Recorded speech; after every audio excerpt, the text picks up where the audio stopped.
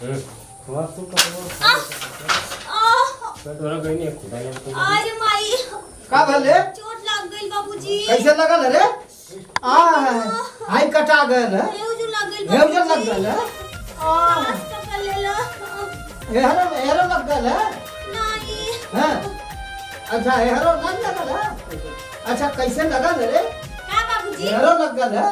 हां शर्म ना होती हेरो हेरो का कली ऊपर चढ़ जात बनी। ऊपर चढ़त ना है रे, देख ले घुआ ढेर न लगल। दवाइया धाम के करक बा और दवाइया करे के बाबू ठीक हो गई है तो अच्छो देले से मान जेती काहे ना उस खेते का रही मात्र बोलवनी है तो हमके मन बन करेली तनको जान बन करेली माने लाज शर्म को कोनो चीज ना बा। के छोड़ लाज पहले चीज तो पतो है कि ऐसे सूरा तू पर चल जात हवा। ये हरो लग गल का रे? ये पप्पा ये बुढ़वा घर में आके मर जिंदगी ना खो गले। तेरे घर में जब से कदम रखे साल करम फूट गेल करम। कपड़ लग गल का रे? छुआ मत हमके। काहे रे? रुकी आवे दी राज के आज कहे नी कि ना तो मन बन करे कैसन ससुर हवा तोरे शर्म ना है? तोरे बिटिया नहीं खुका। ये तक बोल चला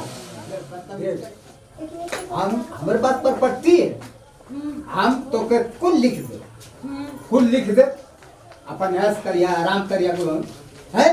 12-13 बीघा खेत है के दे ए बाबूजी हैं? ये तो कुल हमनी के बा ना।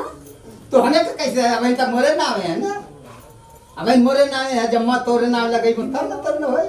तो बाबूजी जल्दी से लगा दी ना। लगाई ना देखी ना पैरवा और दर्दिया भाग गई। देखी भाग गई ना? नहीं हमरो दर्द ये मान ले तब ना मान जाए तो करिए मने एकनी बात को आदमी ना समझ में आवत है ना। का समझ? मान जाई पता है कैसे छुआ देना। तो एकदम से अरे गुस्सा ना कर जाता। गुस्सा ना करी तो का करी? प्यार करी का? अरे प्यार से बोले अरे देखी राजा जी तो हम सही बता पानी कि हम जिए ना दे। यो दादा हेरो खाव लग गया का ये बुढ़वा लगा थे से ना मानी। जब तक बेटवा ना था तब तक तो मान के रही जो करम की जा कोई बच्ची। अरे मारे थे का रे?